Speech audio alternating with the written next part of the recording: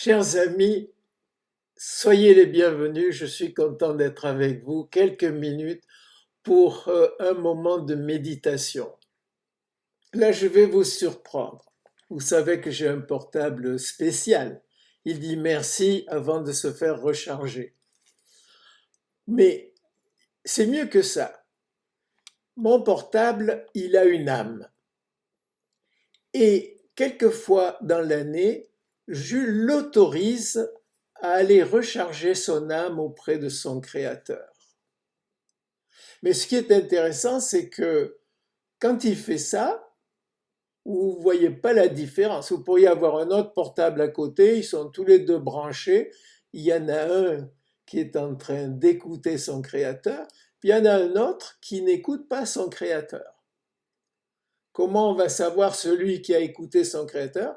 On va les ouvrir tous les deux, puis on va voir que celui qui a écouté son créateur, il a fait des progrès. Par exemple, une fois, je l'avais laissé tranquille, discuter avec son créateur, et puis tout à coup, quand j'ai fait un SMS, j'allais taper sur le clavier, sur l'écran tactile, et qu'est-ce que je vois? Il y avait des mots qui étaient suggérés en haut. Je vais sur l'autre portable, et puis il n'y avait pas la même chose. Et comment ça se fait? Eh bien, c'est que l'âme de ce premier portable est allée voir son créateur. Alors, je vous explique ça en détail. Ça s'appelle la mise à jour.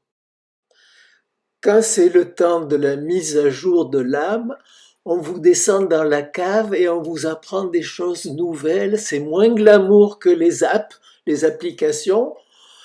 Et c'est l'âme, c'est là que se trouve l'âme. Elle porte un nom. Dans mon cas, c'est iOS, parce que son créateur, c'est Apple. Peut-être que vous, c'est Android, parce que son créateur, c'est Google. Et puis, il y a un chiffre. Ça, c'est le chiffre important. Tant que c'est après le point que ça change, c'est pas grave. Mais quand le chiffre va passer de 13 à 14, peut-être que ma machine sera plus capable de suivre les évolutions. Alors l'âme pour un portable, c'est une pièce immatérielle qui est très complexe, dont le but est de faire marcher tout de façon cohérente. Quand je dis tout, c'est les choses physiques comme le micro, l'écran et les parties euh, immatérielles comme les applications, l'application de météo, l'application de WhatsApp. Et euh, l'âme, lorsqu'elle fonctionne mal, c'est pas qu'elle est bonne ou mauvaise, c'est qu'elle est fragmentée. Et ça arrive quand, par exemple, chez nous, la partie physique a pris des mauvais plis, fait des gestes comme ça. Euh, on a aussi les facultés euh, immatérielles, bon, notre capacité de penser logiquement, nos émotions, nos relations avec les autres personnes. Puis il y a aussi le cœur. La Bible parle souvent du cœur ou de l'esprit de l'homme ou de la volonté. C'est un peu le centre de décision de la personne. Normalement, c'est là que se trouve la liberté de choix et de décision. Mais souvent, quand l'âme fonctionne mal, qu'il y a des tensions, que ça tiraille entre les désirs, la logique, les muscles, eh bien ça déraille. Et malheureusement, le choix est emporté un peu de façon anormale. On dit que la personne, la personnalité est brisée. Elle a besoin de réparation. Mais au moins le Seigneur Jésus, il est venu pour ceux qui avaient besoin de réparation. mais c'est par l'esprit. Pourquoi est-ce qu'on s'en va chez un psychanalyste pour se faire aider ou un psychologue? C'est parce que la réparation va venir au niveau de l'esprit. On va nous expliquer pourquoi on fonctionne mal et comment il faut faire pour fonctionner mieux. Pensez-vous que le Créateur devrait être tenu à l'écart de cette discussion? Mais non. Jésus nous dit que l'esprit, c'est la vie. C'est le verset sur lequel je veux terminer. C'est par l'esprit que ça se passe. Et le Créateur est le mieux placé pour nous dire qu'est-ce qu'il faut faire, pour nous dire ce qui ne va pas et où ça ne va pas.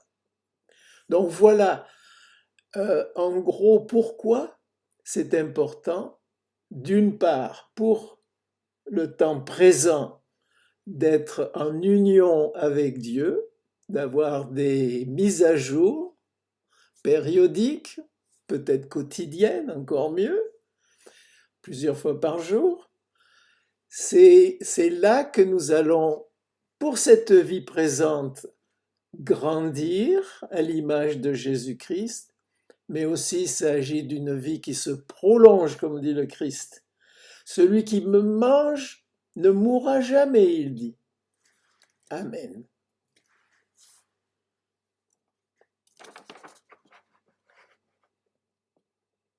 Amen. Notre Père qui es aux cieux, que ton nom soit sanctifié. Notre Père qui es aux cieux,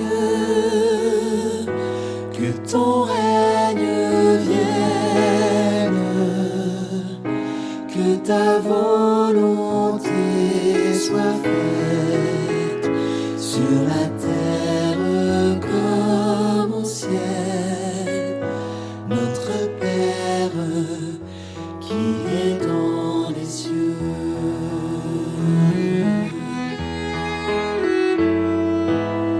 Donne-nous aujourd'hui notre pain de ce jour. Donne-nous aujourd'hui notre pain quotidien. Notre Père qui es aux cieux, que ton nom soit sanctifié. Notre Père qui es aux cieux, que ton règne vienne. Pardonne-nous nos offenses, pardonne-nous nos péchés, comme nous pardonnons aussi à ceux qui nous ont offensés. Notre Père qui es aux cieux, que ton nom soit sanctifié, et ne nous soumets pas à la tentation, mais délivre-nous du mal. Car c'est à toi qu'appartiennent le règne, la puissance et la gloire. C'est à toi qu'appartiennent le règne, la puissance et la gloire pour les siècles des siècles.